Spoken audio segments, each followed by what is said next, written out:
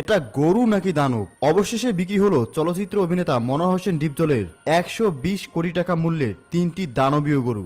এক একটি গরুর মূল্য পড়েছে 40 কোটি টাকা দাম, যা দেখে লক্ষ লক্ষ মানুষ অবাক হয়ে তাকিয়েছিল এবং সকলে একটা কথাই বলেছিল যে এমন গরু বছরে একবারই দেখা যায়। বন্ধুরা, আজকের ভিডিওতে এই বছর অর্থাৎ 2025 সালের সবচেয়ে সেরা দানবীয় আকারের হাট কাঁপানো 10টি গরু দেখাবো, যেগুলোর এক একটির দাম কোটি টাকা নয় বরং শত কোটির উপরে, যেগুলোর এক একটি গরু বিক্রি করে 100টি BMW, 50টি রোলস রয়েস, এমনকি রাজপ্রসাদ তৈরি করা সম্ভব। তাহলে বুঝতেই পারছেন এই গরুগুলো কতটা বিশাল এবং এগুলোর দাম কত বেশি। তো এই সবকিছু জানতে ভিডিওটি না টেনে শেষ পর্যন্ত দেখুন। তো চলুন শুরু করা যাক। শুরু করার আগে আপনি এই ভিডিওটি দেশের কোন জেলা থেকে দেখছেন তা এখনই কমেন্টসের মাধ্যমে লিখে জানান।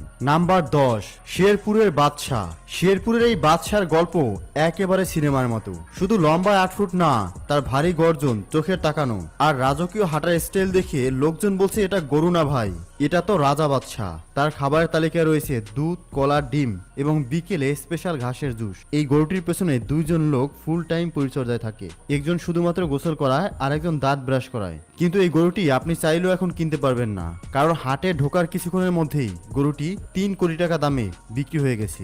গরুটির মালিক বলেন যে এই গরুটিকে পালন করতে গিয়ে তার সারা জীবনের অর্থ শেষ হয়ে গিয়েছিল, কিন্তু 3 কোটি টাকা দামে বিক্রি করতে পেরে সে লাভবান হয়েছেন। যারা কিনতে পারেননি তারা শুধু একটাই কথা বলেছিল যে এমন গরু বছরে একবারই দেখা যায়। নাম্বার 9, ডিপজল। কি নাম শুনে নিশ্চয়ই অবাক হয়েছেন যে গরুর নাম কিভাবে ডিপজল হতে পারে। হ্যাঁ বন্ধুরা, চলচ্চিত্র অভিনেতা মনোয়ার হোসেন ডিপজলকে আপনারা সকলেই চেনেন, যিনি চলচ্চিত্রে খলনায়কের অভিনয় করেন। এই গরুটি ডিপজলের মতোই রাগী স্বভাবের, এ কারণেই গরুর মালিক এটিকে ডিপজল নাম রেখেছেন। এই গরুটির হাঁটার স্টাইল, চলাফেরার ধরন ডিপজলের থেকে কোনো অংশে কম নয়। আপনি গরুটির দেহের সাইজ একবার দেখুন। এই গরুটিকে পালন করতে গিয়ে গরুর মালিক 4 জন দেহরক্ষী রেখেছেন।